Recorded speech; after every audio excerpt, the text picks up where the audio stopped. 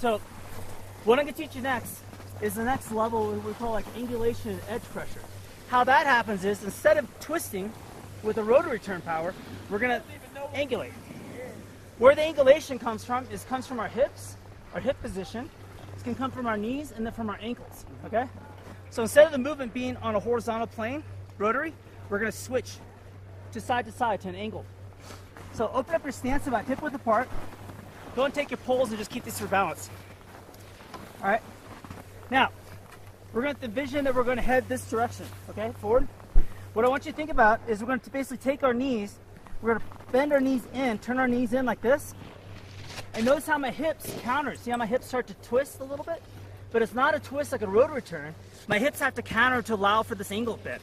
But notice if I did have my skis on, I'm basically on the edges of my boots. So I'm on the right side edge of this boot. The pressure on this boot, you should feel that on your shin primarily, but you should also feel it on your big toe and on the ball of your foot right behind it. That's your downhill foot, okay? See where we're at? This is our downhill ski. The weight and pressure from my downhill ski to my uphill ski, I should be distributed about 60% on my downhill and about 40% on my uphill. So what I'm going to think about differently on this type of turn is I'm going more towards being even between both skis. The type of turns you did before, you always focused on the downhill ski and having all the edge and pressure and having most of your stopping force. But this type of turn we're going to be thinking about is now we're going to try to separate it more between both skis. But we're not going to do 50-50. It's just going to be more favored on downhill, but we want to use our uphill ski too. So stand up straight. Okay, flex my ankles and my knees. Rotate my knees in, roll my knees onto the edge. So notice I go from flat boots and then rolling over onto the edge of the boots, okay? Yep. Now, what this looks like, we're going to find a slope to practice on. What you guys are going to start with, remember the fall line I talked about? Yep. Okay? So from the fall line, to get going, I'm going to start with my skis about maybe 45 degrees. You know, just a little bit of an angle. That angle is going to be just enough to get me gliding forward. Once I got some speed and I'm gliding, I would say like maybe a 3-4 second count. Then you're going to think about this. The flexing the ankles, flexing the knees, and I'm going to roll slowly over onto my edges and then hold. Don't move. Don't twist. Don't twist your upper body. Keep your whole body square with your skis. All you're doing is this movement right here, guys.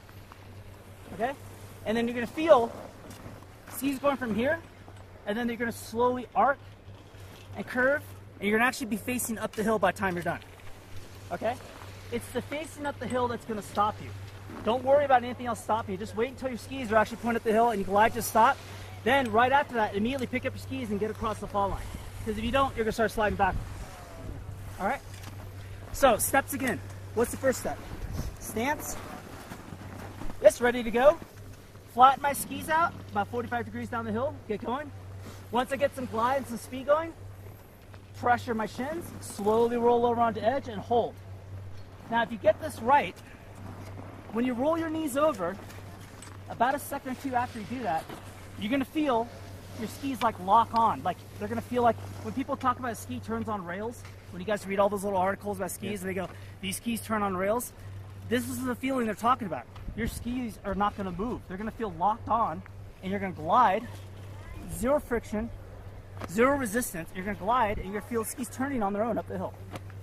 That's the carve.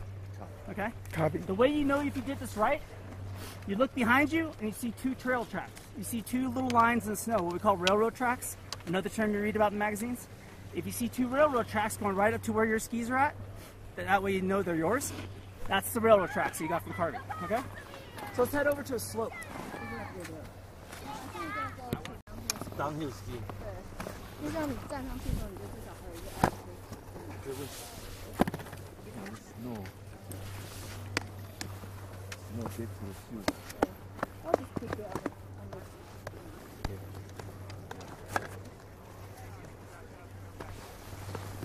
the MS 说你好，你先来，我帮你们都拍起来，回去再给你们看。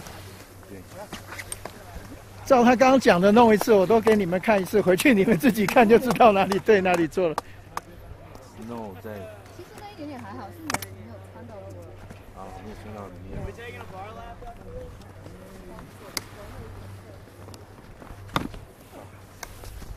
来吧，你先示范一次给他们。那我们到下面再。哦，I see，OK，好，是，走吧。走。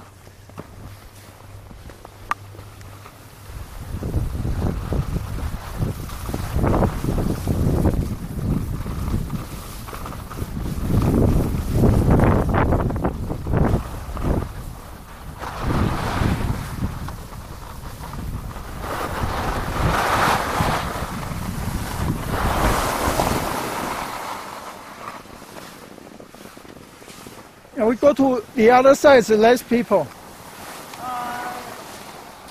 Kind of, sort of. Actually, you know what we should do is go down there. Okay. For the right. Right here. Right here.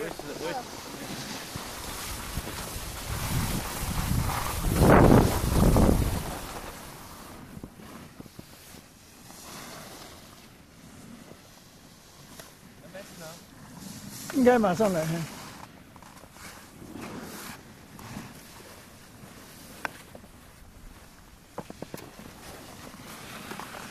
How about her? It's skating. Oh, no, that's not it. Missing one? A nice? Yeah. Be able to get a break here. Okay, so what I'm going to show you guys from here is actually pretty dangerous. The reason why it's dangerous is it's going to put you across the entire slope of the hill, or a big portion of the hill. So it puts you in danger of the people coming down the hill. So it's very important you guys make sure you check uphill traffic before you try this, okay? So you try to see if maybe we can wait for a little gap. You're going to have to kind of keep an eye on the people above you. So on this one, we're going to start with the stance I've got.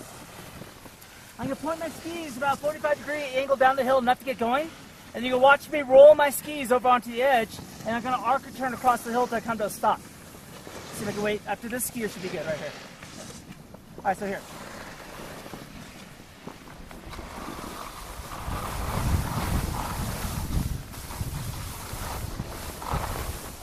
Sorry. Push up. All right, come over when you can try it. Roll your knees over, both knees, both knees. Yeah.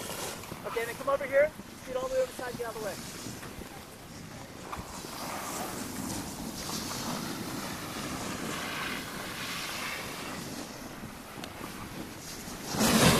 Okay, so for you guys on this one, right now you're still standing on your uphill ski and you're basically just standing on it. Remember this one, you gotta roll both edges over, okay? And try to get to where you're on that edge. If you do this right now, if you're staying in position, you should be able to kind of glide back and forth on your edge. Yep. If I back up a little bit, see the railroad marks? Yep. Yeah, heads up behind, look uphill. Oh, I know, we're gonna go, I know. Yeah. All right, so let's go down to crossover and we'll stop for the next slope, okay?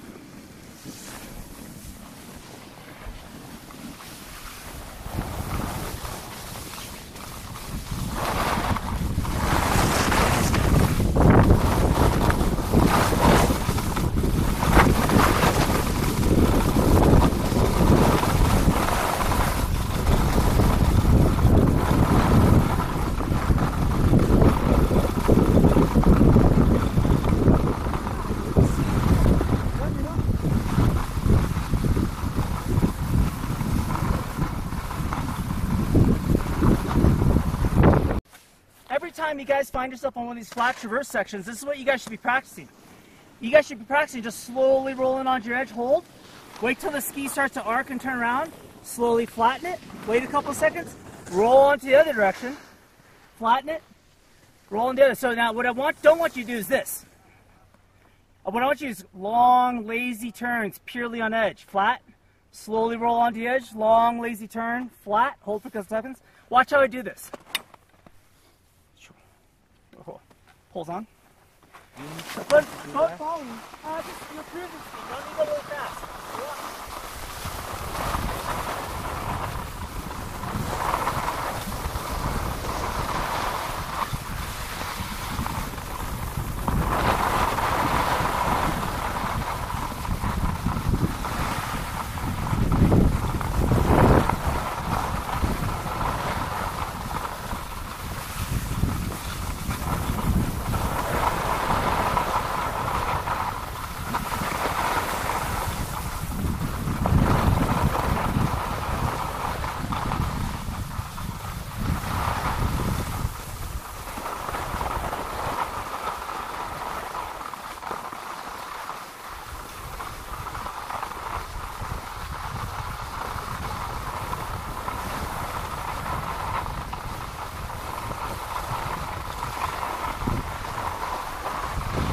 That's what I was looking for. Okay, so if you guys did it right, what you would have noticed are a couple things. One of them is you didn't lose any speed. So even though you're turning, you didn't lose any speed, okay? The other part too is you probably noticed that while you're actually in the turn, it was probably quieter. You know, a lot less vibration. You're kind of gliding. There's some moments where you guys felt like you kind of glide. You know, we're gliding, friction free. That's what you want. So every time from here on out, okay, without you're skiing with me or one of yourselves that reminds you, you guys should always practice rolling your knees through these flat parts. It's just good practice, because what it's teaching you to do is just teaching you to angulate and control your edge pressure. And this is on a small level, so you're getting kind of a fine-tuning feel of what your edges can do. And you notice that your skis will turn quite a bit on themselves with very little effort. Big difference, right? Yep. Yeah, okay. So all the time from here on out, every time you guys hit these flats, every time you're on a beginner hill and you look around, there's no one around you, try to do turns purely on edge with no twisting. That's what you guys want to practice. All right, let's cruise. Are we going to Olympic, right? Yeah.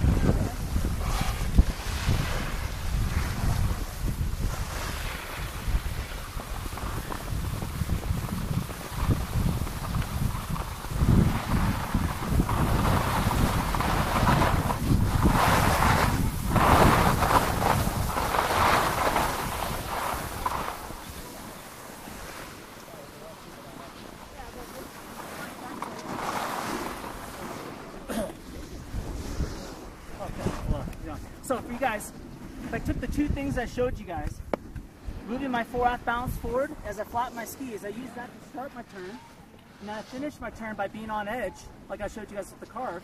That's how you can combine the two things together, and they kind of look like this. So you gotta watch over here though. Wait till the...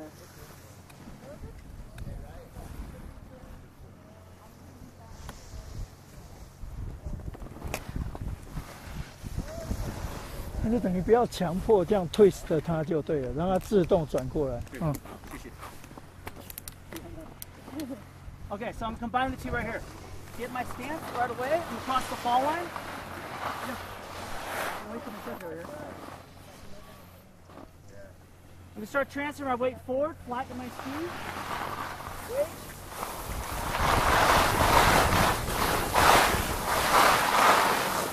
Look for railroad tracks. Now you gotta see. You're turning them off and you're turning them off. Off zone, off zone. You see the mark? So you had it right there for about a second, and then you let go and you went through skid. So that's where, press again, shift my weight forward, and then bring your skis over.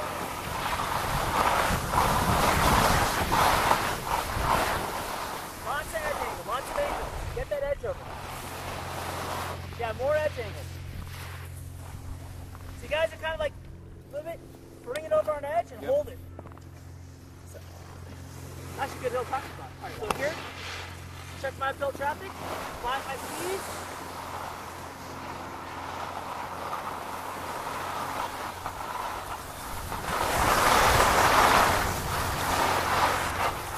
Yeah, there you go at the end. Skis are a little too close together.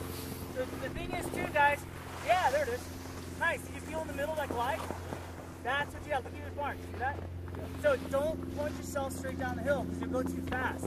If you go too fast, you're going to revert right back to your old turn. Okay? The way to control it to make sure that you try something new is back off. So just point partly down the hill, but not all the way down the hill. Come over to the side. Come out of the...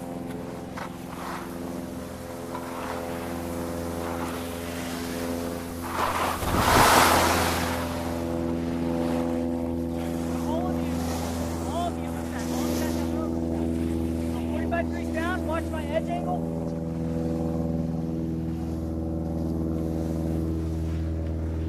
More edge angle. More. Yes, there it is. More edge angle. Dig in.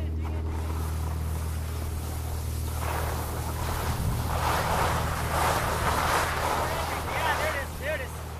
See, now you feel that right towards the end? Mm-hmm. So look at you guys' marks. Look at the difference on your marks right now as opposed to the top. Yep. So, the takeaways on this one is make sure that you guys back off a few steps, okay? The faster you go, the more likely you're going to revert back to your old style turning.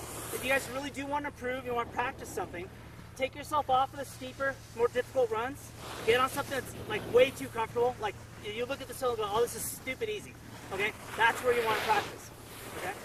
That's where you practice. So what I recommend too is this. So you don't want to spend your all day practicing every day. But your first hour of every day should be finding some green runs like this, practice. Practice these things, okay? Then ski, take a lunch break. After your lunch break, spend maybe a half an hour practicing these. and then go back to skiing. Cool. And then over time, what's going to happen is that your skiing, your turns are going to change shape. You're going to have more control. You're going to have better control of your edges over and over. So now, every time you guys are skiing, every day is a progression because now you know what you're going to work on and practice on. Make sense? Yeah, Okay, great, question? great. Okay. Cool. So, where does it go from here? After you go and you get this kind of mastered and you got the kind of carve turns down pretty good or whatever like that, the next step you're going to go from there is we're going to teach you how to use your poles. That's the next step. So what you guys are at is around like what we call like a level 7. It's a level 1 through 9. 9 is like, myself, okay? And then level 7 is comfortable parallel turns. You got beginning carve progressions, stuff like that.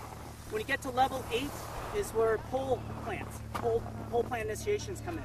So it's more of a timing thing. But it's kind of pointless to learn this if your skiing's not off top. Yep. Okay? So that'll be the next step of what you'll be going into is learn how to use your poles for timing. And then the poles into timing also lead into using your upper body to initiate turns. So the stuff I showed you up there is just the very beginning of it. There's a whole series of drills and practices and stuff like that where you start learning how to drive forward with your upper body to get more turns. If you watch some of my turns, I do higher speed, you notice my body's lower. When I start my turns, I'm driving my hands forward. My whole body's like, if you ever watch downhill racers, Olympic skiers, watch how they start a turn. They don't start the turn with their skis, they start the turn with their hands. Pay attention and watch Super G, like if you watch the Olympics, watch Super G racing or downhill, look where their hands are at. Every time they're when they finish a turn, they're standing up at the finish of a turn, their hands are here, but when they get ready for the next turn, they're doing this. That's a pretty advanced, that's a level 9. But but that'll give you an idea of what I'm talking about when you watch the Olympic skiers. But if you watch hands now, you're going to totally change how you watch skiers because the hands show how good of a skier is. You look at beginner skiers, like see this guy in the red jacket, look at his hands. Okay, notice how every time he finishes, his hands are here. He's doing this.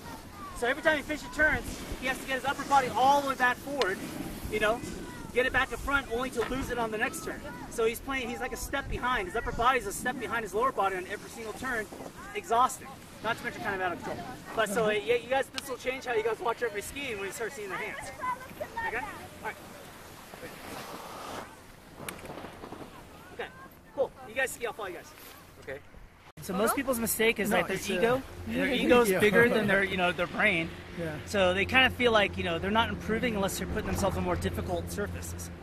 People don't think they're a better skier until they're skiing black diamonds and they're skiing black diamond bumps. It's like that's what they think defines them as a better skier. Right. But the reality is you have to back off, a couple steps, put yourself on a green or blue run. Agree. Try completely new movement patterns. Yeah. Get those down. That's why. Then when you go back to a black diamond it's or bumps, then it's way easier. Yeah, totally easier. Otherwise, I just keep skiing coming down from the track. That's it. Yeah. And so, like for me, I taught for over 15 years, and even before that, I took lessons. And so, but I still, even at the end of my years of teaching, I still took lessons. Look at the snowboard, Andy. Alpine board. He's on an alpine board. That guy? Yeah, hard boots. Anyways, but do you see his carve turns? No. Look at the marks he leaves in the snow. Oh wow, that's nice. Those are so much fun until you wreck. The hardest I've ever slammed was on one of those snowboards. Because you go so fast and you have so much centripetal force that when you catch an edge, it's like someone just threw you into a rock wall. Yeah. It's so hardcore. Wow. Anyway, so even the best skiers all still take lessons. They're always constantly improving. So it's not you can never be the best skier in the world. There's always something to learn, always something to improve on. Right. So even for me, like I remember when I was taking my level 2 instructor exams, which are kind of high level. My ski exam, my examiner I had was this one guy, Kemp Dowdy, and I have never seen someone that carved turns through a mogul field. Mogul. He went through a mogul field, but he carved turns like it was a groom run. He looked like he was on a groom run. That the way he was able to react so quickly to the bumps and change his body position with just his legs, he just made it look effortless. Like he literally carved turns through a bump field. It was unreal. I've never seen a skier do that my entire life. That was like, so that guy was a whole other level of skiing above me even. So how many levels for the instructor? Level 2, level 3? Level 3 is the full cert. And so then after that, it's what they call a demo team leader. A demo team basically teaches examiners, and the examiners are the ones that teach instructors. But yeah, so it's at this kind of level. But as far as ski instruction, they go up from level 1, 2, and 3. But it's most people, level 3s are pretty rare. There's not a lot of them to begin with. Most people stop around level 2. Level 3, the most reason why you can't do level 3 for most people is that you have to be full-time at a ski resort. Oh, full time. Yeah, and then usually a couple years in a row. I see. So there's not a whole lot of people that can take that much time off because ski instructor doesn't pay.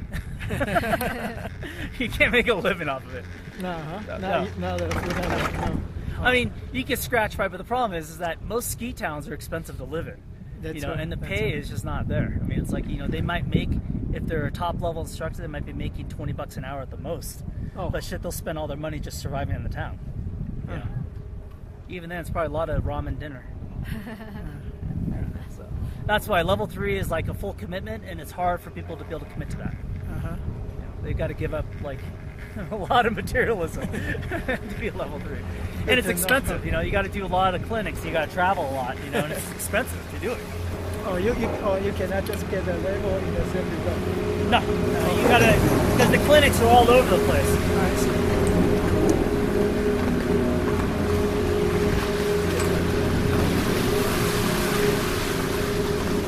It's possible to get all your cert, at one resort. Like Heavenly, if the resort's big enough, Heavenly's big enough you could pull it off. But once again, you still got to commit full time for at least 2 seasons. Good. So today we have level 1 and level 2 instructor here. I will teach you guys sailing the other day, okay? Yeah, I'm the sailing instructor as well. There you go. But we don't have the level though. It's either you come back from your sailing trip or you don't. Actually, I did a long trip as well. I did the longest one is from Singapore to Thailand. Wow. Yeah, 7-day trip. Yeah. Whoa. Yeah. I just go ski. Yeah, ski. There's one way down only, right? Yeah. Okay. Even though there's a lot more to learn, one of the biggest lessons is don't teach too much. Yeah. And you guys already have like tons of practice.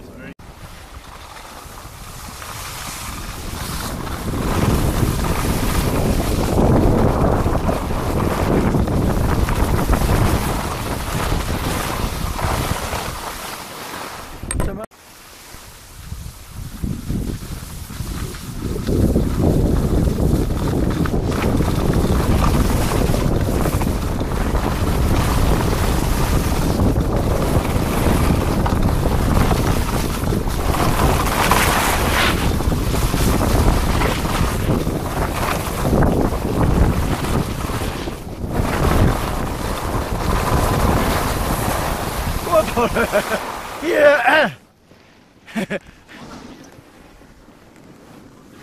对，这边下去就 stay coach 了，嘿。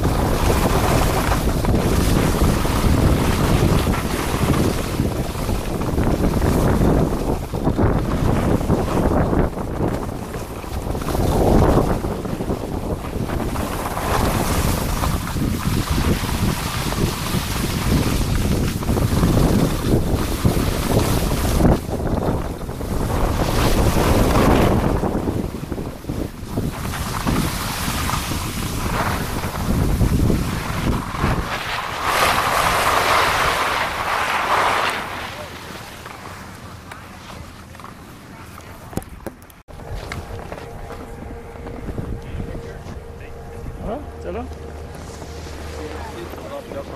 好。